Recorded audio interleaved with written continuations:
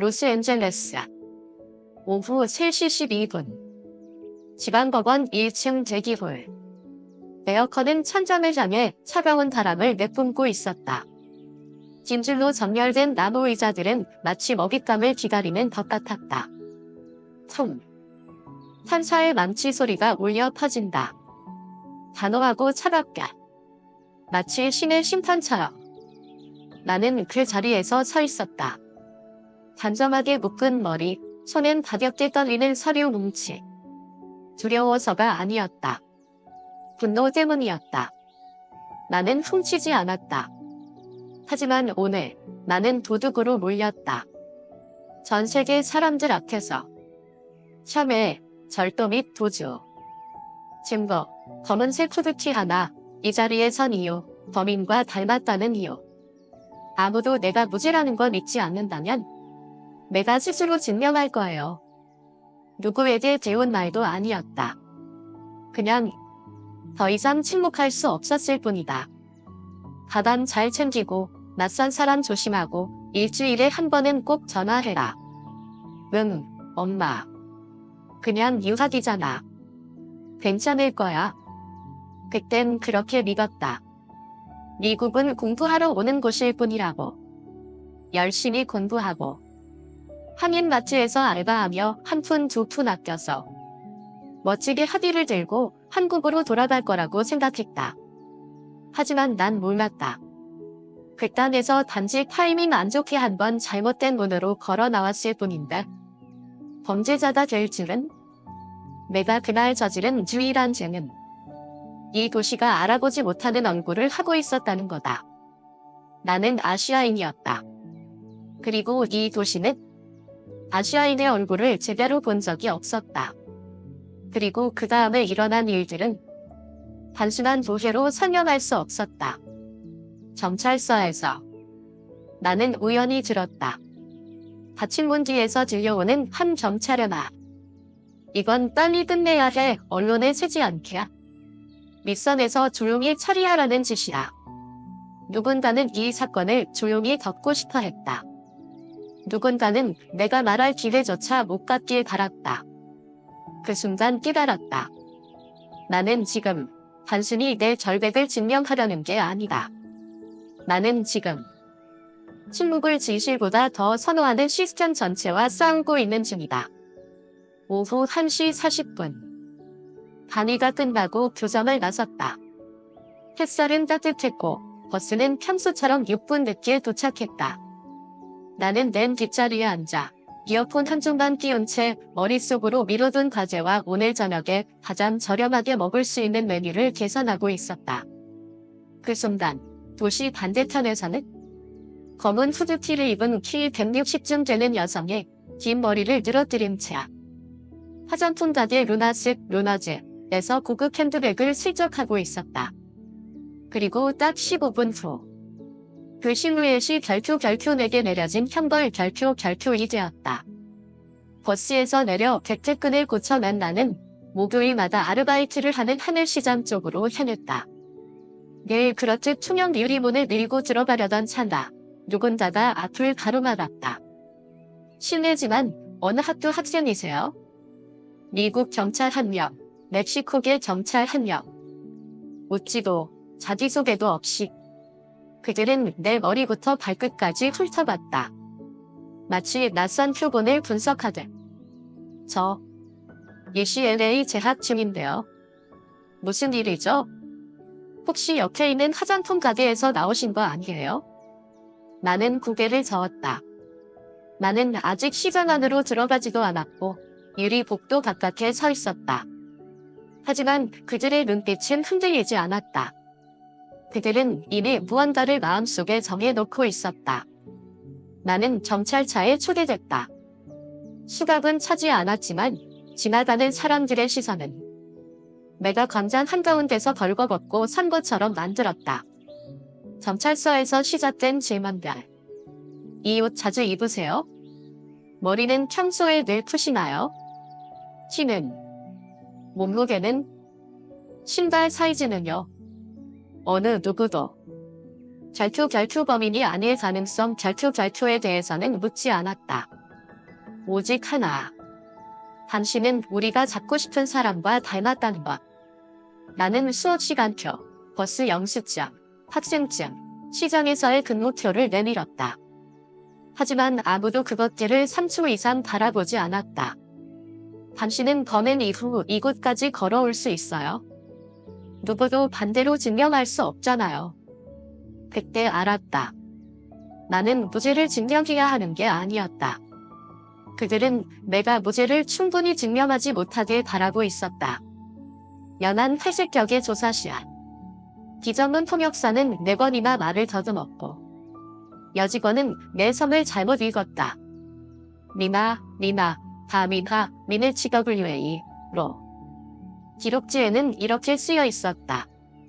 아시아계 여성, 절도용이, CCTV 일치. 이름, 민하리, 한국인.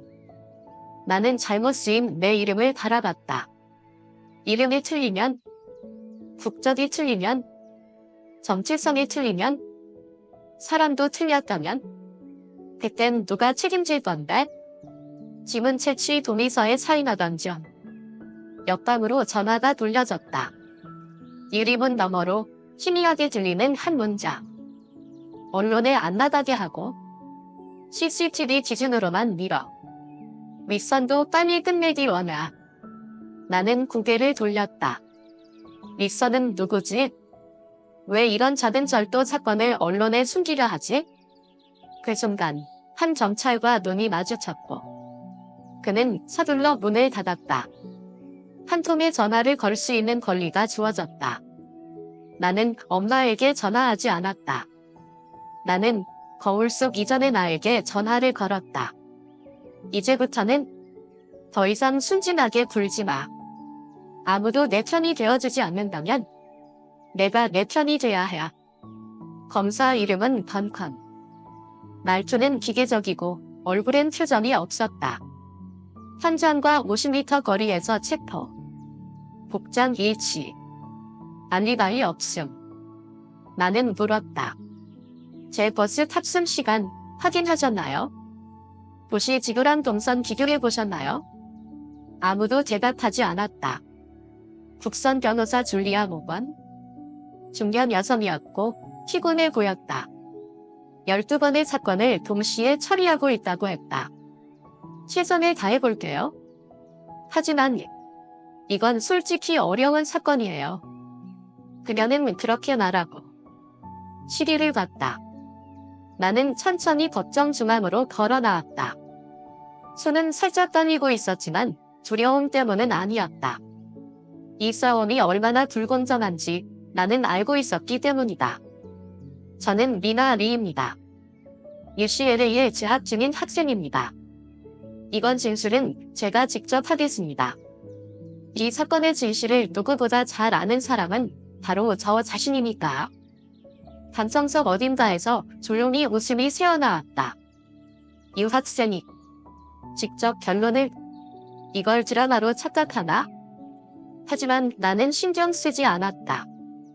나는 알고 있었다. 침묵은 나를 지켜주지 않는다. 법은 지러서는 사람만을 지킨다. 나는 시간 순서대로 상영하기 시작했다. 범행이 발생한 건 14시 4분. 제가 버스에서 내린 시각은 14시 12분입니다. 2시간 간 거리는 약 2km. 저는 그 시간에 두 곳에 동시에 있을 수 없습니다. 버스 시간표, GPS 기록, 차량 내 CCTV가 그 증거입니다. 나는 손을 들어 내 교통카드 계정에서 출력한 시간표와 거리 지도를 보여주었다. 법정은 조용해졌다. 검사 던컨이 말했다. 8분이면 충분히 뛸 수 있습니다. 나는 차분히 반문했다. 제가 뛴 증거가 있나요? 누가 제가 숨을 헐떡였다고 했나요? 땀을 흘리거나 불안한 모습이라도 봤나요? 그리고 정말 범인이라면 왜 침착하게 일터로 들어가겠어요? 그것도 정확히 14시 16분에요. 나는 잠시 고개를 숙여 방청석을 바라봤다. 하늘시장 직원 출입문 CCTV를 증거로 요청합니다. 그 영상에 제가 출입하는 장면이 나옵니다. 경찰이 도착하기 전 제가 이미 근무지에 도착해 있었다는 증거입니다. 지친 얼굴의 모건 변호사가 처음으로 나를 쳐다보았다. 놀란 눈빛이었다. 검사 던컨은 잠시 말이 막힌 듯 보였다. 시장 카메라는 자료에 없는데요. 나는 부드럽게 웃으며 말했다. 그래서 직접 요청했습니다. 시장 관리자에게서 영상을 받아두었고 재판부가 허락하신다면 지금 제출하겠습니다. 영상이 재생되었다. 영상 속 나는 문을 열고 들어가 가방을 내려놓고 동료에게 인사한다. 그리고 단 2분 뒤 경찰이 현장에 도착한다. 법정은 숨소리 하나 없이 조용해졌다. 그럼 지나가던 시민이 찍은 휴대폰 영상은요? 내가 물었다. 이번엔 주도권은 내게 있었다. 용의자가 도망가는 장면이 담겨있다고 들었는데 왜 기록에서 빠졌나요? 던컨이 더듬으며 대답했다. 화질이 너무 안 좋아서 사용할 수가 없었습니다. 나는 또박또박 말했다. 사용할 수 없어서가 아니라 사용하고 싶지 않았던 건 아니에요. 반청석이 수명이기 시작했다. 나는 던컨을 바라봤다. 피하지 않고 눈을 마주쳤다. 영상 속 인물은 저보다 체구가 작아요. 그리고 전 늘 머리를 묶고 다녀요. 하지만 영상 속 여성은 머리를 풀고 있었죠. 제가 신은 건 흰색 운동화. 그녀는 굽이는 신발이었어요. 영상이 흐릿하긴 해도 그 정도 차이까지는 못 가리죠. 왜 그런 차이를 애써 무시했죠? 현장 근처에서 절 봤다는 경찰의 GPS 기록은 왜 확인하지 않았죠? 침묵. 화장품 가게 주인의 진술죠. 모자와 마스크 때문에 얼굴이 정확히 안 보였다는 말은 왜 빠졌죠? 아무도 항의하지 않았고 아무도 시인하지 않았다. 그들은 그냥 조용했다. 그 순간 처음으로 나는 내가 작지 않다는 걸 느꼈다. 나는 초능력도 유능한 변호사도 언론의 지지도 없었다. 하지만 나는 진실을 가졌고 그 진실을 말할 수 있는 입을 가졌다. 저는 이 자리야 동정을 구하러 선 것이 아닙니다. 진실을 되찾으러 선 겁니다. 저만이 아니라 앞으로 누군가와 닮았다는 이유로 또 다른 피해자가 나오지 않도록요. 하지만 판사는 한참을 침묵했다. 서류를 넘기고 나를 보고 다시 던컨을 바라봤다. 생략된 증거들에 대해 명확한 확인이 필요합니다. 48시간 휴정이 선고되었다.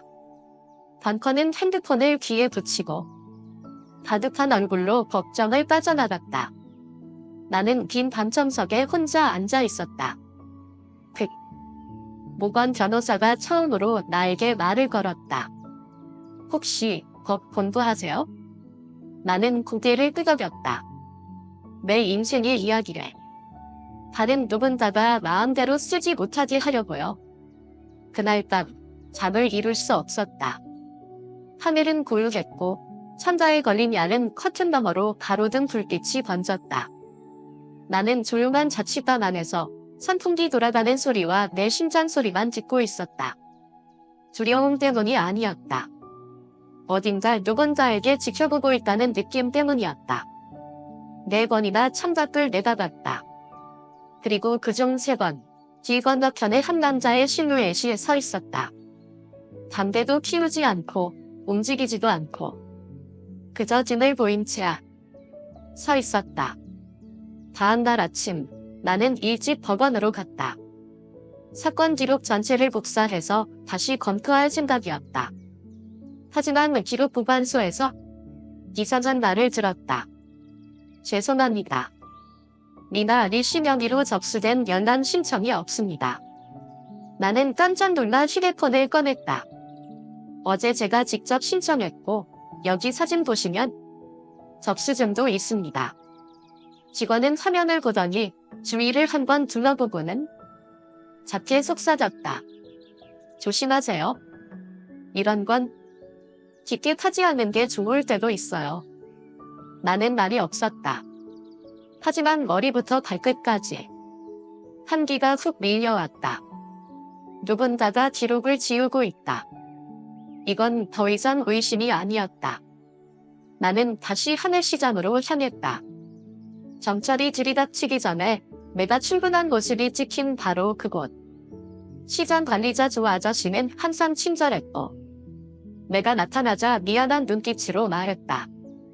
미나야, 어제 어떤 사람이 너 찾으러 왔어. 수사관이라고 했는데 신분증도 안 보여주고 뭔가 이상했어. 그래서 내가 원본 영상은 안 줬지? 그냥 데이터 날아갔다고 했어? 나는 숨이 멎는 것 같았다. 그 사람이 이름이라도 명함은 줬는다. 이상하게 아무 글씨도 없었어. 반짝이기만 하는 빈송이었지?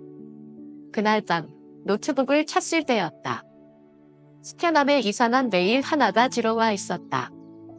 보낸 사람 원돈 골뱅이 시도메일.net. 제목 CCTV 식사 시 4분 원본 영상. 내용 진실은 잘려나갔습니다. 이게 원본입니다. 첨부 파일 루너케이스 CCTV array of tiz.zip. 손이 떨렸다. 나는 파일을 열었다. 그 영상 속의 여성 검은 후드티를 입고 선글라스를 쓰고 있었다. 나는 단 한 번도 선글라스를 쓴 적이 없다.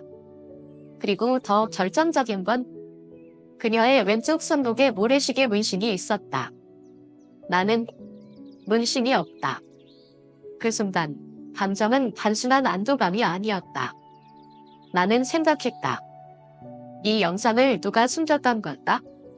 그리고 왜 지금 나한테 보내는 거지? 재판 둘째 날. 나는 그 원본 영상을 판사에게 제출했다. 던건 검사는 얼굴이 붉게 달아올랐다. 출처 불분명. 증거로 인정할 수 없습니다. 나는 무건 변호사를 바라봤다. 그동안 나를 외면하기만 했던 공익 변호사. 하지만 그 순간 그녀는 정면으로 나를 보며 말했다. 넌 선택된 거야. 이 사건 단순하지 않아. 누군가는 진실을 알 필요가 없다고 생각해. 그냥 끝나기만 하면 된다고. 나는 조용히 물었다. 누가요? 누가 무고한 사람을 대신 세우는 거예요? 무건은 말없이 종이 한 장을 내밀었다. 거기엔 한 사람의 이름이 적혀 있었다. 사건을 처음 접수한 경찰관. 피의자와 CCTV 속 인물이 100% 일치한다는 보고서를 쓴 사람. 하지만 그는 사건 당시 현장에 있지 않았어. 게다가 2018년에도 수사 기록을 조작한 전과로 정직당했어.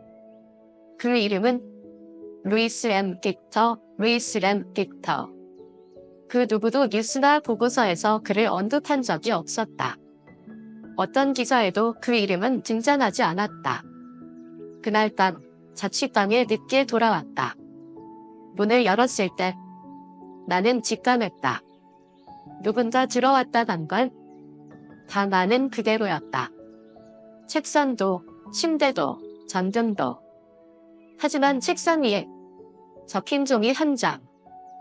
거기엔 단 6글자만. 난 내 편이야. K. 나는 K라는 사람을 모르지만 그 사람은 나를 해치러 온 것이 아니었다. 점거하러 왔건 혹은 길을 보여주러 온 사람. 다음 날 아침 나는 학교 도서관으로 향했다. 고성능 CCTV 출력기와 오래된 사건 자료를 열람할 수 있는 구역이 거기 있었기 때문이다.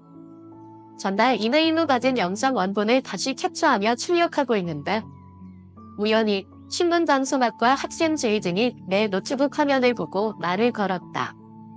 미나, 이거 혹시 루나 매장 사건 관련된 거야? 나는 잠깐 망설이며 고개를 돌렸다. 제이드는 조용히 말을 이었다. 며칠 전에 라타임즈 기사 봤어.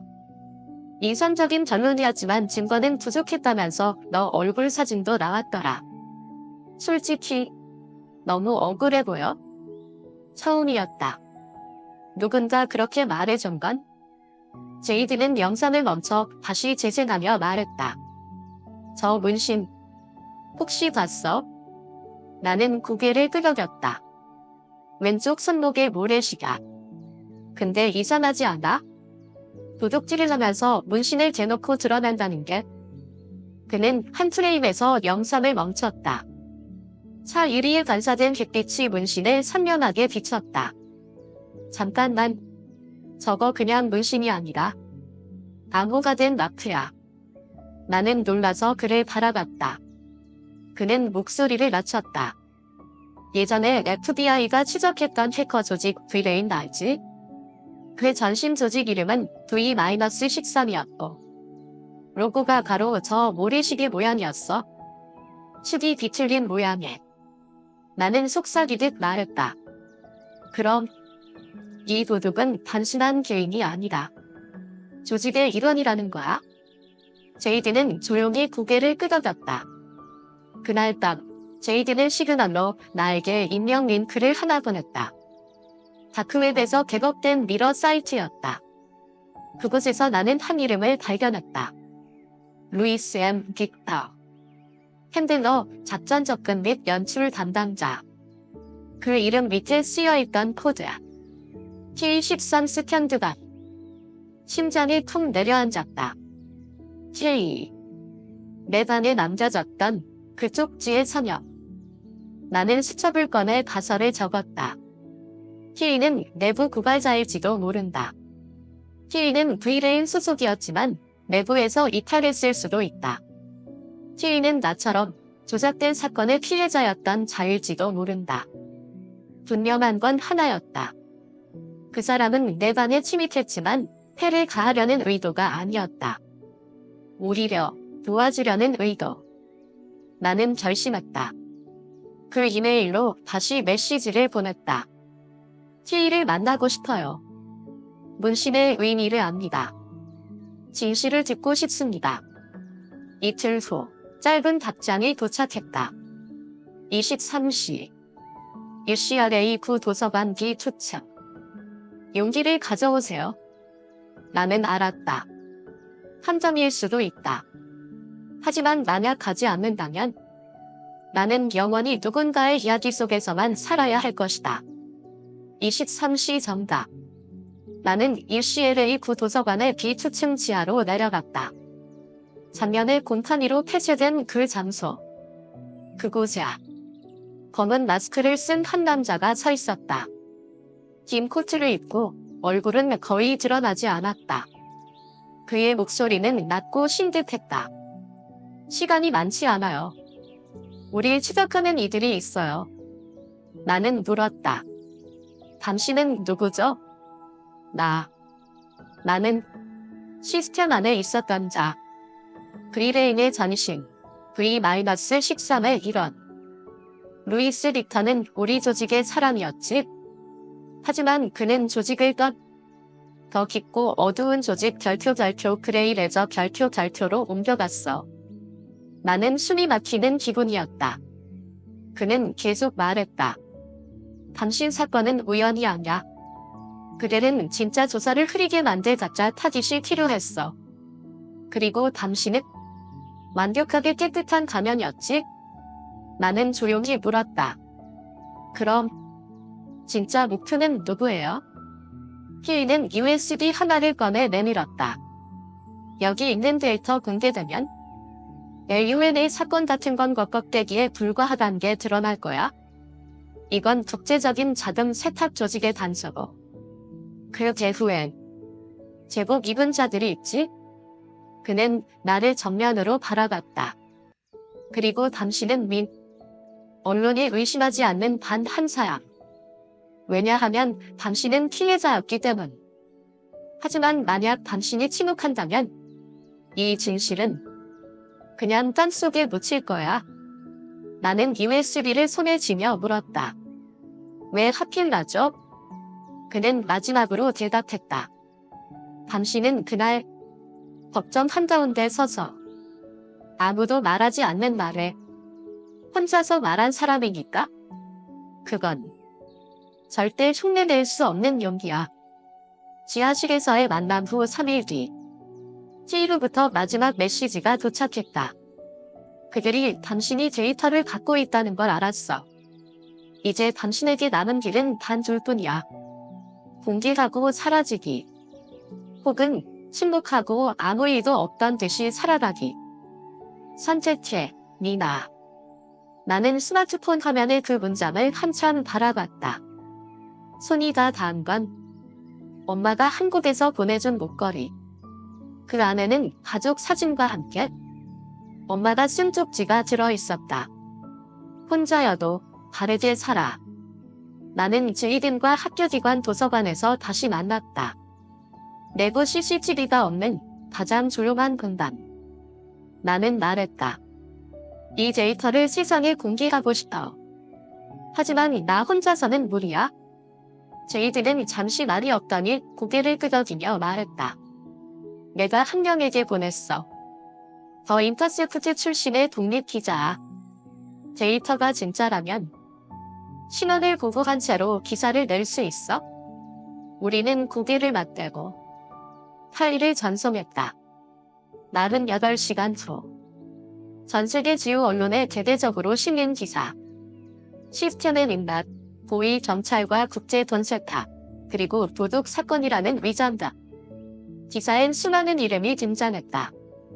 루이스 M. 빅터, 제3지구 수사국장, 졸속 재판을 남발한 유명 판사, 그리고 내 이름. 더 이상 조임된 용의자가 아니다. 침묵을 거부한 유일한 사람.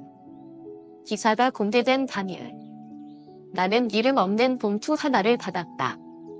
그 안엔 등록되지 않은 014형 카드, 열린 채로 찍힌 내 자취방 사진, 그리고 손으로 쓴 한 문장.